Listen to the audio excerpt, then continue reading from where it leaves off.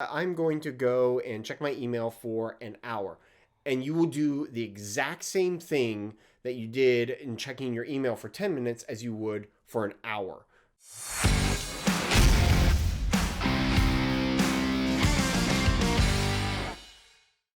I've been using the Agile framework to build projects for a while now. Actually, I remember when it was originally called Extreme Programming, and they had several books out about it. And when I was learning software development, I had a class in Agile development, extreme programming, all the different types of software development processes. And we had to buy several of the extreme programming books and read through the Agile Manifesto and do all of that stuff because we knew that this was something that was coming new onto the scene, and we knew that we needed to learn it and know about it. And I really enjoy using the Agile framework mainly because of its flexibility. We can react very quickly to changes in requirements. A really quick story. Recently, I have been working on a feature for a client, and we were working through the feature without our designs. We kind of knew how it would look, and so we were able to program everything around it and get all of the I guess you could say the business logic set up for it so that the feature worked. We just didn't have the designs in front of us to make it look pretty for a little bit. And that's kind of what the agile system is supposed to solve, where you go and you build a feature out without knowing all of the different components in it and all of the different requirements for that feature. And so then you just go and you start building it and working on it. And as requirements change, you go back and you update your code and you update your work. It was great. It's good stuff. We got the feature done. We did a pretty good job of it, I think, and I like it. I like the end result.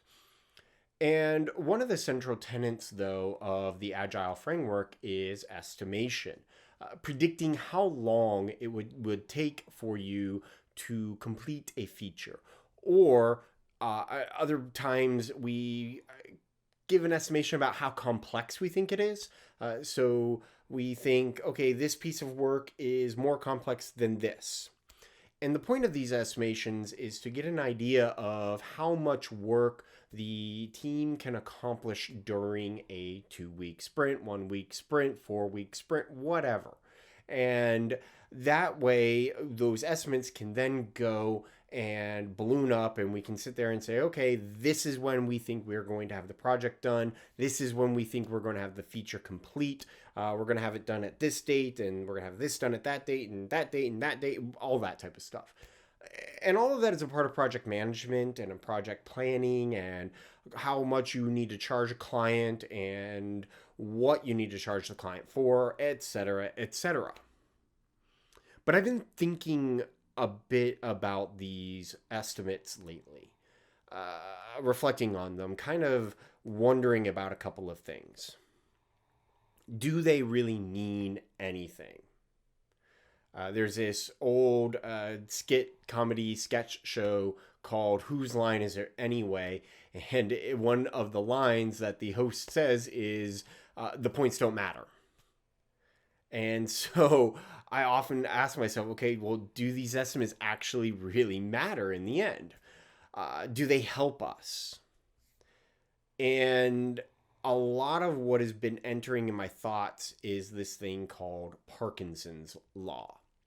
And Parkinson's Law states that the work that we are doing will expand to fill the amount of time we have allotted for that work. Okay, what does that mean? Well, basically, it means that if you say, okay, for the next 10 minutes, I'm going to go and check my email, or I have 10 minutes I'm going to spend checking my email and writing emails. And that's what you do. You're going to go and you're going to spend 10 minutes writing your email. But then if you sit there and say, okay, I'm going to go and check my email for an hour, and you will do the exact same thing that you did in checking your email for 10 minutes as you would for an hour. Maybe that makes sense. Basically, that 10 minutes will expand and take that whole hour instead of just 10 minutes. So the idea is that if you allot a certain amount of time for a task, that task is going to take that amount of time. And when we go and do our estimates, we often sit there and say, okay, this work is very complicated and it's going to take a lot of time. And so we give it a higher estimate. Then we go and we actually do the work, and the work is complicated. Or was it? Was it really complicated?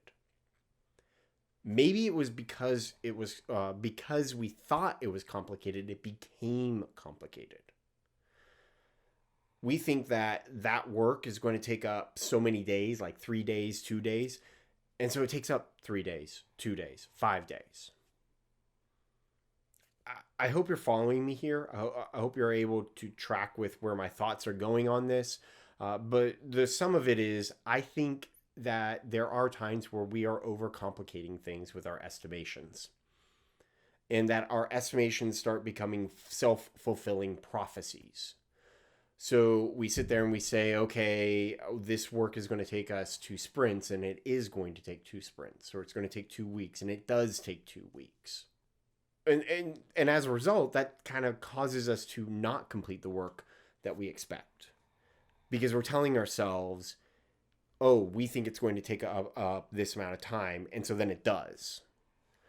So what would happen if we didn't do estimates?